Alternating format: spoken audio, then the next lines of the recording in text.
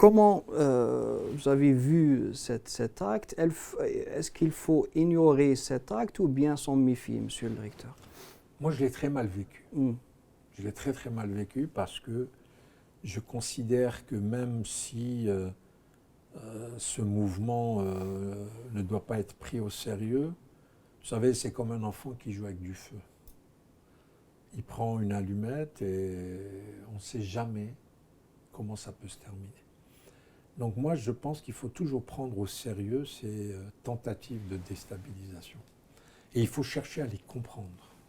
Il faut chercher à comprendre pourquoi des personnes comme Farhat Mahani sont arrivées à ce point. Parce que, je rappelle quand même, que son père est un shahid. C'est-à-dire que la Kabylie... Il n'a même pas défendu la mémoire de son père devant un journaliste qui l'a traité de terroriste. C'est...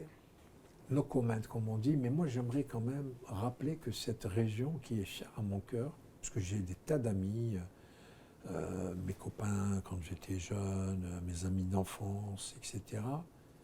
Combien d'Algériens de cette région sont morts pour que vive le drapeau algérien et pour que vive cette Algérie. Et donc, j'essaye, moi, en tant qu'avocat, en tant qu'humaniste, en tant que recteur de la Grande Mosquée de Paris, d'essayer de comprendre le cheminement de cet homme. Comment il en est arrivé à cela? C'était un chanteur populaire. Et en arrivé à cela, comment? Est-ce qu'il faut questionner un psychiatre? Est-ce qu'il faut questionner un sociologue? C'est quand même terrible d'en arriver là. Parce qu'il n'est pas, je dirais, issu d'une famille contestataire qui remet en cause, je dirais, cette Algérie souveraine.